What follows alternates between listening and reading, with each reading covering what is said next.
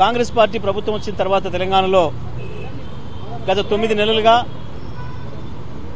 ఈ రాష్ట్రంలో ఒక అరాచక పాలన నడుస్తూ ఉంది. పోలీసులను కూడా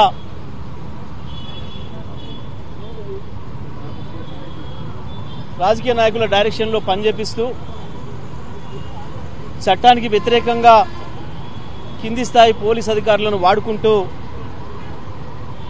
రేవంత్ రెడ్డి గారి ప్రభుత్వం పూర్తిగా శాంతి భద్రతలు లేకుండా చేసింది. కాంగ్రెస్ పార్టీ ప్రభుత్వం కలిసే ఈ రాష్ట్రంలో శాంతి భద్రతలను నాశనం చేస్తూ ఉన్నాయి.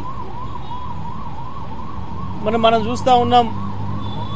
మొట్టమొదటగా సోషల్ మీడియా యాక్టివిస్టుల మీద దాడులు ప్రారంభించి ఆ తర్వాత బీఆర్ఎస్ పార్టీ నాయకులు కార్యకర్తలపైన దాడులు, ఆ తర్వాత ప్రభుత్వ సంస్థలకు సంబంధించి ఏదైనా సేవల కొరకు, ఉదాహరణకు విద్యుత్తుకు సంబంధించిన సమాచారం కొరకు హెల్ప్ లైన్లకు ఫోన్ చేస్తే వాళ్ళపైన కూడా దాడులు, వాళ్ళ ఇళ్లకి వెళ్ళి అధికారులు భయపెట్టేయడాలు, ఇటువంటివన్నీ కూడా మొదలై చివరికి బీఆర్ఎస్ పార్టీ అధ్యక్షులు కేసీఆర్ గారి పిలుపు మేరకు రైతు బంధు విషయంలో, రైతు రుణమాఫీ విషయంలో, రైతు భరోసా విషయంలో ఈ ప్రభుత్వం ఏదైతే కాంగ్రెస్ పార్టీ ఏదైతే రైతుల్ని మోసం చేసిందో దానికి నిరసనగా రైతులు రోడ్ల మీదకి వస్తున్న సందర్భంలో రైతులపైన కూడా కేసులు పెట్టి భయపెట్టించే ప్రయత్నం చేస్తున్నప్పుడు రైతులకు మద్దతుగా ప్రతిపక్ష పార్టీగా మన బాధ్యత, మనం రైతుల వెంట నిలవాలి, రైతులు ప్రజలు మనకు ఆ బాధ్యతను ఇచ్చిండ్రు ప్రధాన ప్రతిపక్షంగా అని చెప్పి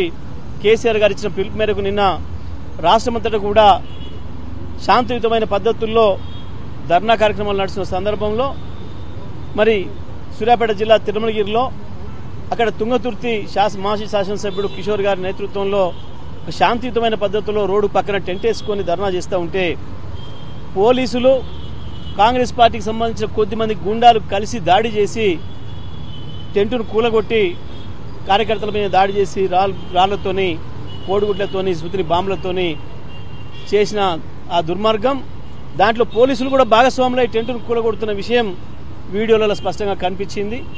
మరి ఇటువంటి పరిస్థితులలో అనేక చోట్ల ఇవే దాడులు జరుగుతున్నాయి, జర్నలిస్టుల మీద కూడా జరుగుతున్నాయి. దీనికి సంబంధించి రాష్ట్రంలో శాంతి భద్రతలు చెడిపోవడానికి కారణం కాంగ్రెస్ పార్టీ ప్రభుత్వం. ఈ విషయంలో డీజీపీ గారికి విషయాన్ని వివరించి తగిన చర్యలు తీసుకోవాలని చెప్పి మా గౌరవ బీఆర్ఎస్ పార్టీ వర్కింగ్ ప్రెసిడెంట్ గారు కేటీఆర్ గారి నేతృత్వంలో ఈరోజు మరి డీజీపీ గారిని కలిసి వారికి వివరాలన్నీ చెప్పడం జరిగింది. తగిన చర్యలు తీసుకోవాలని చెప్పి వారిని కోరడం జరిగింది.